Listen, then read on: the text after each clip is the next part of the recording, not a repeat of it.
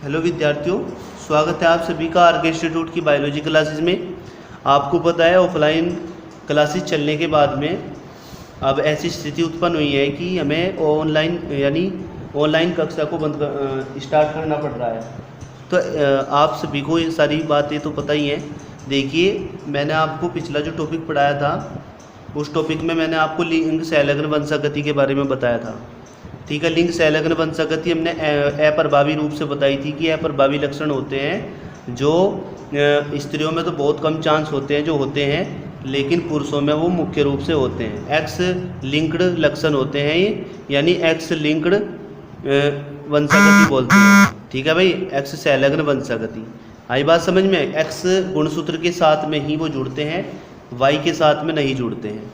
ठीक है भाई, तो अप्रभावी लक्षण में हमने आपको दो चीज़ें बताई थी। एक तो बताई थी हमने आपको क्या बताया था भाई, हीमोफीलिया और वर्णांतता दोनों की वंशागति में बता दिया था हमने। क्वेश्चन भी बताए थे कुछ।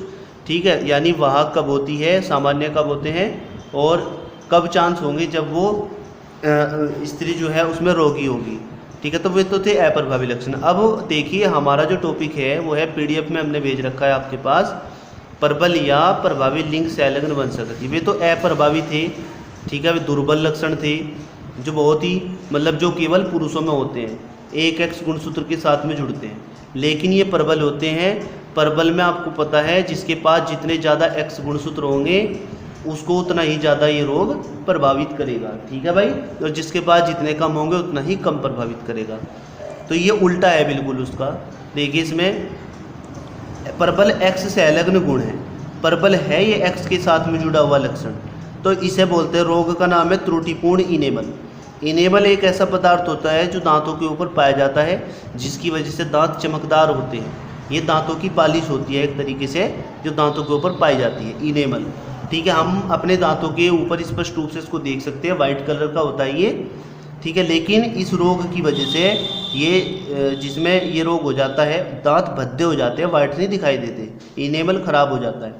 तो इसमें पढ़ते हैं, मानव का यह रोग एक्स गुणसूत्र पर स्थित होता है किंतु प्रभावी एक्स संलग्न होता है। क्योंकि ये प्रभावी लक्षण है तो एक्स के साथ में जुड़ेगा और प्रभावी लक्षण और अपना प्रभाव दिखाएगा। ऐसे व्यक्तियों के दांतों का सफ़ेद इनेबल बिल्कुल सफ़ेद नहीं होता।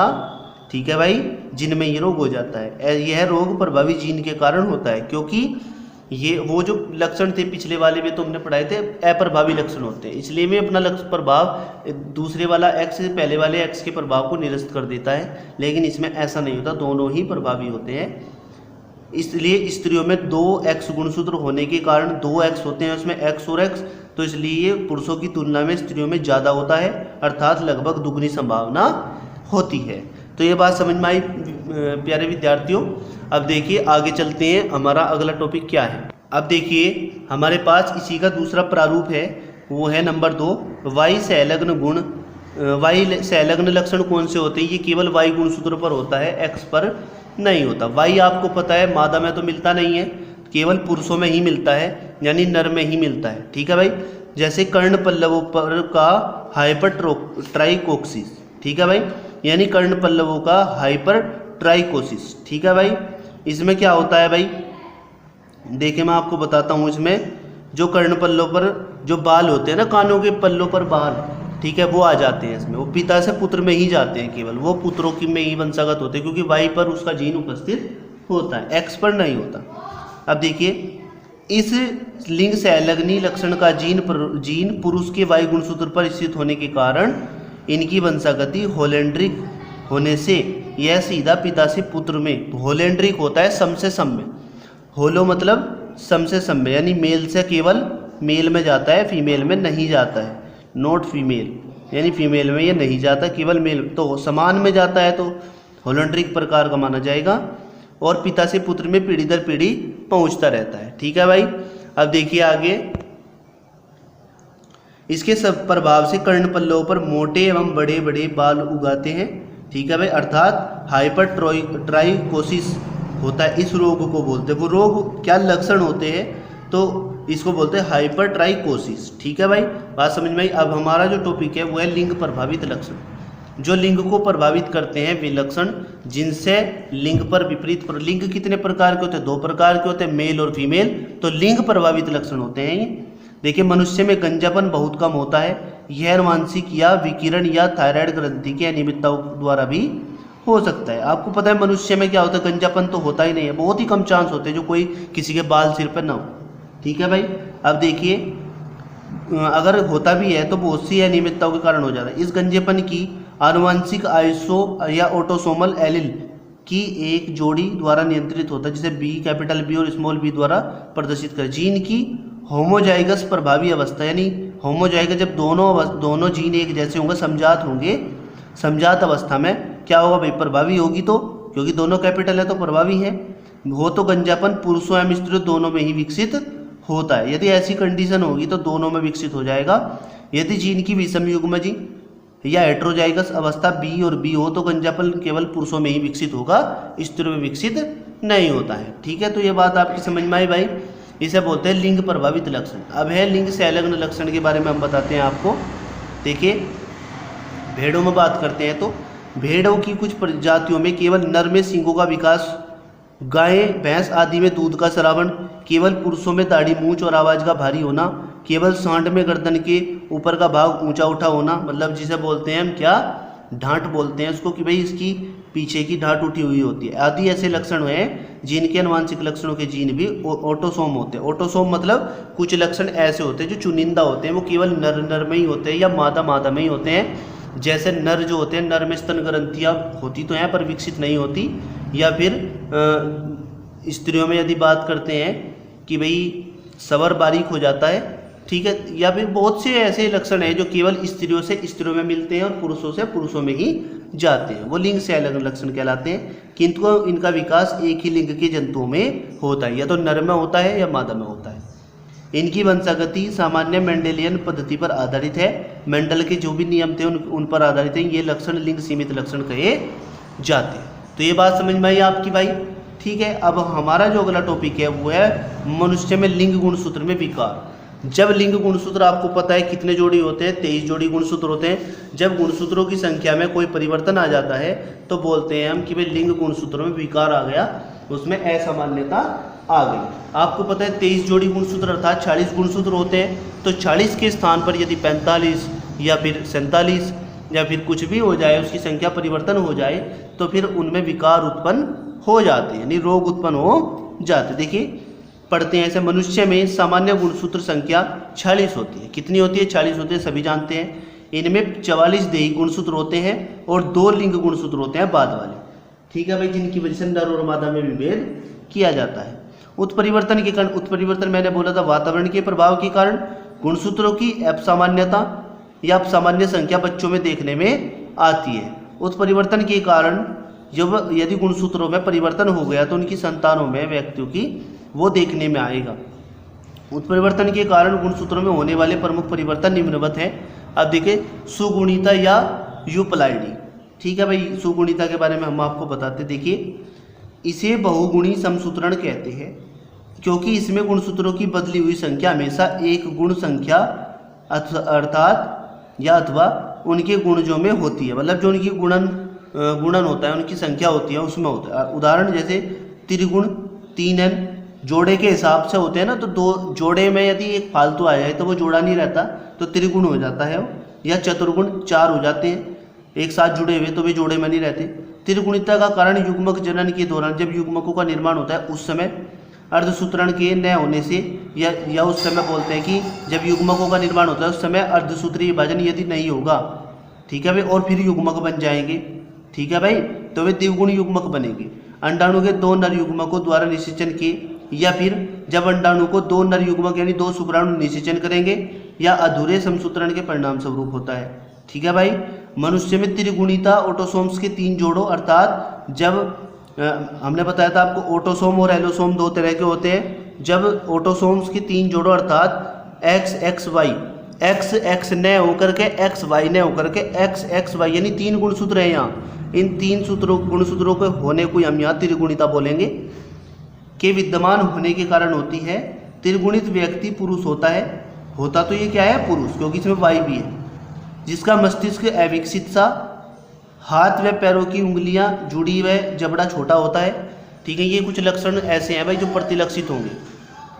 एवं ये जन्म होने तक ही जीवित रहते हैं, ठीक है। जन्म लेने के पश्चात क्या हो जाते हैं, मर जाते हैं। सुगुणिता प्राणियों में या बहुत कम, जबकि पेड़ पौधों में बहुत अधिक मिलती है। यानी सुगुणिता जो होती है इस तरह की, वो जंतुओं में तो बहुत कम मिलती है, लेकिन पौधों में सर्वाधिक पाई जाती है, ठीक है भाई। तो ये तो थी सुगुणिता। अब यदि हम बात करें अगुणिता की, इस सुगुणिता में तो क्या हो जाता है, बढ़ जाती है संख्या, और अगुणिता में क्या होगी, कम होगी संख्या, ठीक है भाई, गुणसूत्रों की। तो देखिए अगुणिता या एन्यूप्लाइडी, इसमें एक सेकंड साफ कर देते हैं ऐसे। तो देखिए भाई, सभी विद्यार्थी देखेंगे भाई, इसमें अर्धसूत्रण में एक या अधिक समजात जोड़ियों के गुणसूत्रों के आपस में अलग न हो पाने के कारण युग्म यानी गुणसूत्रों की संख्या में परिवर्तन हो जाते हैं, जो कि ऑटोसोम्स में भी हो सकते हैं। ऑटोसोम्स मतलब जो लिंग गुणसूत्र होते हैं उनमें भी हो सकते हैं। अब देखिए आगे, एम लिंग गुणसूत्रों में भी हो सकते हैं, यानी देही और लैंगिक दोनों तरह के गुणसूत्रों में हो सकते हैं परिवर्तन।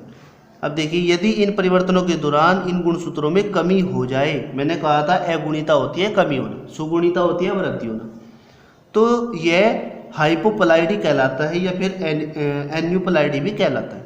और यदि गुणसूत्र बढ़ जाए तो यह हाइपरप्लाइडी कहलाती है, ठीक है भाई। यदि गुणसूत्रों की संख्या कम हो जाएगी तो हाइपो, और यदि ज़्यादा हो गई तो हाइपर।